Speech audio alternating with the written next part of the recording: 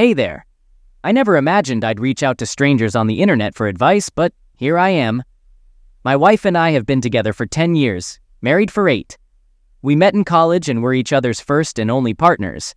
I used to think our relationship was special because of that, but now it seems that was just my perspective. A while back, my wife started a new job. Initially, she had a hard time fitting in because she's always been reserved. With some encouragement from me, she made friends with a group of girls. Initially, I was happy about it, but then she started going out for drinks and parties with them. I got worried about her change in behavior and tried talking to her about it, but I didn't want to restrict her. This started affecting our relationship in the bedroom. My wife wasn't one to initiate closeness, and as she continued going out, she either became too tired or wasn't in the mood. At some point, her company got a new manager whom she and her friends liked. She began mentioning him, even pointing out how he handled non-work-related problems. I questioned her about him, and she brushed off my concerns. She even asked if I regretted not having more experience with women, but I said no because she was all I needed. I thought I saw a moment of sadness in her eyes, but she quickly changed the subject.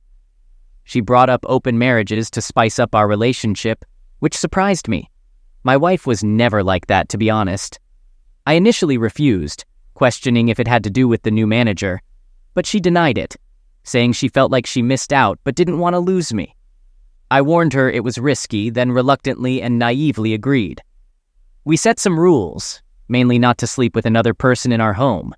For a year, my wife went on dates, had one-night stands, and somehow ended up in a relationship with that manager. I, on the other hand, had a few dates but avoided one-night stands because it felt wrong to me. My wife would ask if I was okay, but I didn't really want to change her behavior. At some point, I felt the love I had for her fading, and it was damaging me inside. I went on a date with an amazing woman from South Korea, and we hit it off. The conversation was easy, and she had a quick wit and a smile that was unforgettable. This led to more dates, and eventually, we became faithful. I never experienced closeness like that before, and I didn't know a woman could be so giving and make someone feel so desirable. At first, my wife thought it was cute, but as months passed, she questioned my relationship with my new lover. I reminded her that this was her idea, and even though she was in a relationship with the manager, I was concerned about it. She stayed silent, looking like she wanted to say something but held back. She started coming home early, surprising me with dinner and cleaning the house extra. She also came to my workplace to drop off lunch and initiated closeness in the bedroom. If it weren't for her suggestion of an open marriage, I would have been thrilled about all this. I reluctantly gave in to her attempts at closeness, and when I did, it was just to get it over with. Something in me towards my wife died, and I could see she felt it too. I asked what brought about this change in her, and the response was that she wanted to show me love and happiness. I burst out laughing unintentionally. I asked about her friends, the manager lover, or the one-night stands. She didn't respond that day and went to bed in tears. The next day, I came home to find her waiting for me. She admitted the open marriage was a horrible mistake, expressing regret and wanting to focus on us again. I told her to be honest and tell me what inspired all this in the first place. Turns out, her group of friends planted the idea because of their numerous close exploits. When the manager came around, he surprisingly supported that lifestyle and encouraged my wife to live freely. It seems their emotional connection turned physical only after they opened up the marriage. She compared it to being like a drunk driver speeding down the road, exhilarating and intoxicating. However, the consequences of this choice have become too much for her to handle. She now realizes that she didn't need a comparison. What they had was truly unique and special. Unfortunately, she feels like she destroyed our marriage and any chance of a future together. When I told her I might never see her as my wife again, it made her break down in front of me. I simply held her in silence as she cried until she fell asleep in my arms on the couch. She has since quit her job and severed ties with all her friends and her manager. She even expressed her willingness to spend the rest of her life making it up to me, working hard to be seen as a wife again. However, I haven't cut off contact with my lover. Frankly, my lover makes me feel like a man who can take on the world, something my wife hasn't done in a while. The truth is, I don't know what to do in this situation. I'd love to recapture that special feeling, but my lover essentially saved me when I was at my lowest. Please help me. I forgot to mention we have our first marriage counseling session in a couple of hours. I'm uncertain how it will go. I'll post an update on our therapy session as it definitely needs it, but I'll answer some questions. First, my lover is not married, but she is in an open marriage. Second, my intention for this marriage is still unclear because despite my love for my wife, I struggle with trusting her. Yet I can't let go completely because of our years together. I agreed to counseling to figure out if I can reach a clear resolution and get off the indecisive train. Third, I initially didn't ask for her phone because I didn't want to see an actual image of my wife with another man. The mental images and thoughts were bad enough, and to see the actual picture would have shattered me even more. Also, this morning, as I got out of the shower, I saw my mother holding my phone, silently shaking as she read a message I had received. I took it from her without saying anything. The message was from my lover saying, "Good morning, handsome. I slept in your t-shirt last night because I miss going to bed and waking up in your arms. I miss greeting the new day with a kiss from you." I think this upset my wife because she has been following me for the past 2 hours, even during my jog. I met my lover on an evening when my wife was on one of her dates. I was coming from a bookstore, and my lover was being strained by a short, beefy man yelling at her. When he grabbed her arm and violently turned her around, I unconsciously stepped in. I practiced judo, but I'm not exceptional. I was able to restrain him and accidentally dislocate his wrist. It turns out she got him fired for aggravation, and he didn't take it well. Afterward, she insisted on buying me coffee as a thank you gesture, and I agreed. Regarding her reaction to the open marriage, she initially hesitated, strongly against being a homewrecker. However, after learning the full extent of my wife's actions from me, she decided to take a risk. Update. The therapist was friendly and experienced. She seemed impartial and genuinely eager to help. Even though it was our first session, my wife used it as a chance to share everything. She confessed that her group of friends made her question if she missed out because she committed to her first boyfriend and had no other experiences. She never had the same adventures as some of these supposedly amazing women. Keep in mind, some are divorced, but none are married. The therapist highlighted that this could hurt a marriage due to differences in mindset. My wife agreed and added that after the new manager started approaching, some friends encouraged her to explore, saying it was a chance for her to discover herself. She obviously felt guilty, she says. So she never did anything physical until a divorced friend suggested an open marriage as a loophole, saying some couples come out stronger. Regrettably, I agreed, and her so-called adventure began. It was thrilling but lacked real substance, unlike what we built over the years. She started questioning her reasons for doing this. She said she could see the hurt in my eyes, but told herself it was an adventure. She thought she had the chance for an amazing experience, so the gravity of it all never occurred until she noticed a change in me. Initially, she assumed I'd accept her situation and be okay with it because I went on dates. But everything changed when my lover became a constant in my adventures. Apparently, I started smiling for no reason, and my eyes lit up with texts or calls. She felt a pit in her stomach and got many panic attacks for no reason. Seeking advice from friends, they said it was a normal reaction for me to have during the adventure. But when the same divorced friend who suggested this said his lover makes him happy, the reality finally dawned on her.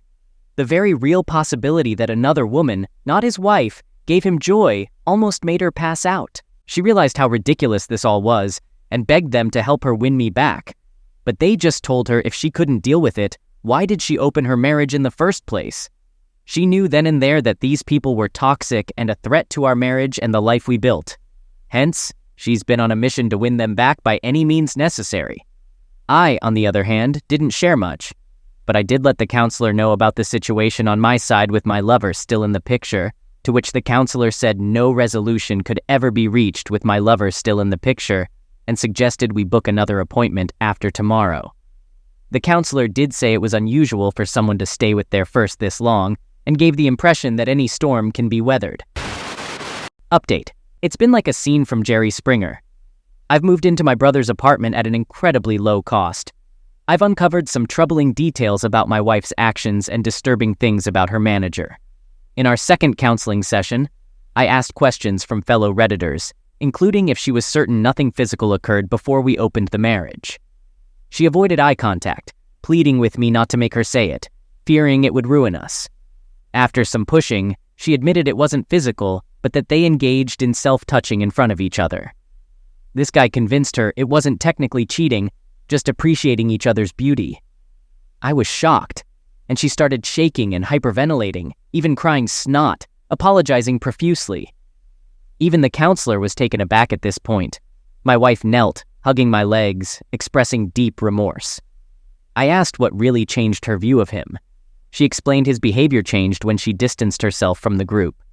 One evening, she overheard him speaking disrespectfully about her to a male colleague. He boasted about how easy it was to get her, calling her proof that you can't trust quiet ones. When asked if he liked her, he dismissed it as a distraction, emphasizing he had no intention of leaving his fiancée. He pitied me but said, "You snooze, you lose." Realizing she was just an object to him, coupled with betraying me for a thrill, made her suicidal. She left her workplace, vomited, and begged for forgiveness. I asked if she loved him, and when she admitted it, she claimed she never stopped loving me. She suggested starting anew, just the two of us, but I explained it wouldn't be fair to my lover and I needed time away. She had a meltdown, sobbing and saying incoherent things, clinging to me as if I might vanish. It took time for both me and the counselor to calm her. The counselor suggested time apart might help us heal. Now, I wish I could end the update with just this, but as we got home, I began to pack and my wife got a video call from her laptop. It was one of her former friends in tears. After my wife resigned, this friend and the manager began their own affair. But apparently, she had a pregnancy scare, causing him to turn into Dr. Jekyll. To make matters worse, she had a boyfriend she saw a future with, and she only had a fling out of curiosity. Funny how that seems to be a trend. Her boyfriend found out from an email between them discussing the potential pregnancy, but the manager accused her of babysitting him. Of course, he left her, and she contacted my wife, thinking she had saved our marriage and seeking advice. I just turned and left, and I've been staying in the apartment ever since. Update. A lot has occurred as I make decisions about the future. Quite a few significant things happened. The friend who had a pregnancy scare was indeed pregnant, but the stress of losing her boyfriend and facing humiliation from the affair led to a ruin. She reacted strongly, exposing the manager to upper management and his fiancée. I found his fiancée on Facebook. She appears to be the epitome of a charming small-town girl, working as a special needs teacher, a homebody, and very family-focused. My immediate thought was questioning why he'd mess around with other women when he has someone like her at home. Honestly, why men like him end up with women like her is one of life's greatest mysteries. The friend reached out to me, seeking my side of the story for evidence against him, and I agreed to meet in person. Seeing her face, I could tell she was emotionally shattered, with dark circles and red eyes indicating sleepless nights. She thanked me for meeting and apologized for her involvement in my wife's ordeal. It turns out she and my wife spoke, and that's when she learned about my moving out. Without blaming others, she took responsibility, explaining that losing a child and the love of her life changed her to the core. She can barely look in the mirror without feeling disgust, haunted by her ex's face when he found out. This meeting seemed like a form of self-punishment for her self-hatred. She informed me that the manager, due to workplace fraternization and his influential position, might be fired and blacklisted. The same consequences might apply to her, and she accepted it. After hearing my side, she left, and I apologized again. Needing to retrieve some belongings, I went to the old place when I thought my wife wasn't home. Unfortunately, she was there, surrounded by our wedding photos, visibly upset. Seeing me, she tried to hug me and offer lunch, but I declined, explaining that I needed a few things before leaving. She showed me a recent message from her former manager, berating her. Apparently, my wife helped her friend expose him to relevant parties, causing his anger. She got the idea from chump ladies and marriage builders, thinking that exposing the secret would weaken its power and give us a chance. I appreciated her courage, but clarified that it didn't change anything between us. I also mentioned stopping marriage counseling for individual counseling. This made her cry, and she understood. Despite expecting elation or rage, I felt numb towards her. Recognizing this abnormality, I decided to address it in individual counseling, not marriage counseling. I also consulted a divorce lawyer on my brother's recommendation for precaution. Currently, I'm not eager to fight for the marriage, and my wife senses it. Her attempt at closeness ended with my refusal, leading to a loud confrontation. I shook my head, explaining that if she still couldn't understand after all that's happened, our marriage's direction is clear. This is my current stance, at least for now. I enjoyed the Radisson because of its large, roomy lobby, reminiscent of old movie hotels. Standing aside with my sons, Bradley and Terry, we waited for my wife Lauren to arrive for a Wednesday afternoon date. We had been planning this day for weeks, eager to see how it would unfold. Lauren and I were approaching our silver wedding anniversary next week. We married early and had our boys early, both attending Temple University on scholarships. Despite living in Reading, we rarely ventured to downtown Philadelphia. I hadn't experienced a Radisson before, working in the legal department of an accounting firm in Reading. For the past 10 years, I had a regular weekly meeting with a retirement care contractor in Harrisburg, never canceled or rescheduled. That's likely why Lauren chose Wednesdays for her weekly Radisson trips. A 2-hour drive from Reading to downtown Philadelphia in terrible traffic, suggesting its importance to her. My suspicions arose about 2 months ago, noticing little things. The company's investigator, on retainer, willingly took on surveillance work between his regular jobs. It was costly, but I didn't mind. He quickly discovered Lauren was traveling to Philadelphia on Wednesday mornings, meeting a family friend, Kyle Standish, at the Radisson Hotel. Lauren always waited for Kyle in the gift shop. When he arrived, he got a room, walked through the lobby to the payphone, placed an envelope under the payphone, and entered the elevator, always on the 8th floor. Lauren would emerge from the gift shop, take the envelope with the room key, and follow him to his floor. They spent about 3 hours there and then parted ways. Kyle used to work for our company, and we socialized with him and his wife Beth at various company events. A few months ago, Bradley and Terry spotted Kyle at a job fair, and about 2 weeks ago, they reluctantly revealed the situation when Lauren was away. "Dad, if you knew what was happening, why didn't you do anything?" "Terry, I only found out recently. I'm unsure of what I want. I love your mother, and thinking about life without her is difficult. I wish I had never known. Now that I do, I can't ignore it. Any suggestions?" Bradley suggested a radical solution, but I plan on calling Beth to gather more information. It's heartening to see my sons being supportive. They love their mother. 2 days later, I met Beth Standish, who suspected something was wrong but wasn't entirely sure. Beth had caught Kyle in similar situations before, and he promised to change. Armed with enough information about his infidelity, she was ready to file for divorce. She asked me to refrain from taking action while she prepared the papers. This brings us back to today. Lauren entered the hotel lobby right on schedule and walked into the gift shop. She looked beautiful, but a little nervous. It seemed like she was putting in extra effort for her weekly date, which stung a bit. "Hi guys, are you waiting for me?" Beth Standish quietly approached me. "Lauren just showed up and is waiting in the gift shop. If all goes according to plan, Kyle should be here soon." Lauren browsed magazines, keeping her eyes on the lobby, searching for her lover. Soon, Kyle walked past the gift shop and approached the counter. I observed Lauren smiling at his arrival. A few minutes later, Kyle exited from behind the counter, stopped at the payphone, and entered the elevator. As soon as the elevator door closed, Terry entered the gift shop. He smiled and greeted his mother with open arms. Lauren seemed worried, and with his arm around her waist, Terry diverted her gaze from the lobby.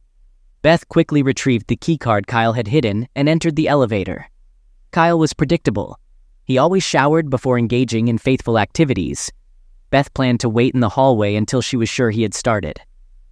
Bradley and I approached Terry and Lauren slowly. "What a great surprise. Nice to meet you here, Lauren. Come join me and the boys for lunch." "John, why are you here? I thought you were supposed to be in Harrisburg. The meeting got canceled today, so I thought I'd have lunch with the boys. I tried calling you, but you weren't home. I can see why. Why are you here?" Lauren seemed upset. "I'm meeting Marcia Phillips here for lunch. You remember her, right, John? We went to elementary school together." She didn't notice the boys smiling at each other as she came up with this lame excuse. "No problem, Lauren. We'll make a reservation for 5, and she can join us." Lauren reluctantly walked with us to the restaurant. She seemed to have no choice. Before sitting down, she pulled out her cell phone. "I have to call Marcia and let her know things have changed. Put the phone away, honey. The hall isn't that big. I don't think she'll have any trouble finding us.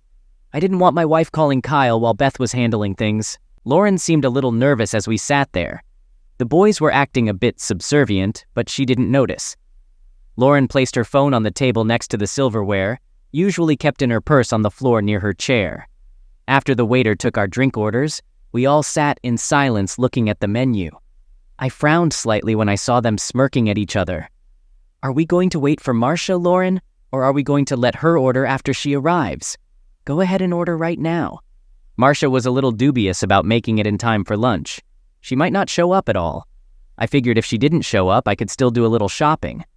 Poor Lauren was piling one lie on top of another, trying to save face. I felt sorry for her, but I knew she deserved it. The waiter brought our drinks and took our order. Lauren only ordered a fruit salad.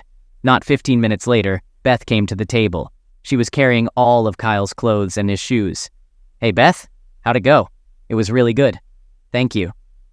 John, my loving husband, was in the shower as we expected, and didn't even notice I was there.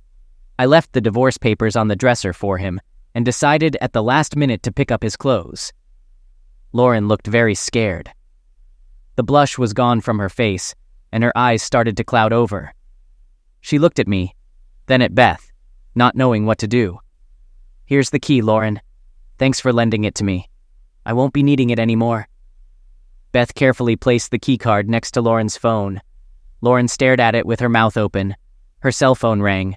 She picked it up and looked at the number. Without answering the call, she turned the phone off and put it back. Here you go, boys. The Corvette is yours for the rest of the week. It's in my name, so don't worry. Thanks for your help, guys, but I gotta run. Have a nice meal. Lauren looked at me like she was begging for help. I didn't offer anything. She didn't even look at the boys. When the waiter brought the food, she apologized and went to the ladies' room. The boys and I had already eaten, and Lauren never returned to the table.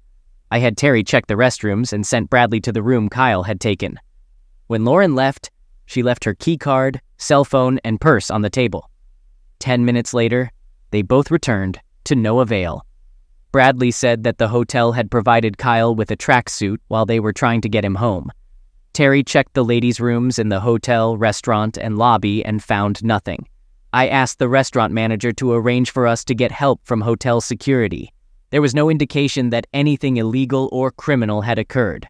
The security people tried to be as helpful as possible, but the only thing they could find was a security camera that showed Lauren going into the kitchen, not the ladies' room. The other cameras showed nothing. As a precaution, they called the Philadelphia police. Lauren could not be reported missing, but we could file an incident report for future reference if necessary. We waited a few more hours and then decided to go home in case she was there. She left her purse on the table with her credit cards, driver's license, and money. Lauren wasn't home. Epilogue. It's been 2 years since our lunch at Radisson. Terry is now a lieutenant in the Air Force. Bradley is in graduate school in California. Beth and Kyle got divorced. We never saw Lauren again or heard from her. I filed a missing persons report with the Philadelphia police after the required waiting period, but they found nothing. Legally, I'm still married. At some point, I will have to apply to change that status. In the meantime, I live in a big house alone. All of Lauren's clothes and other things are still here, just like she left them. I'm trying to figure out if lunch at Radisson was a good idea or a bad idea. I can't decide.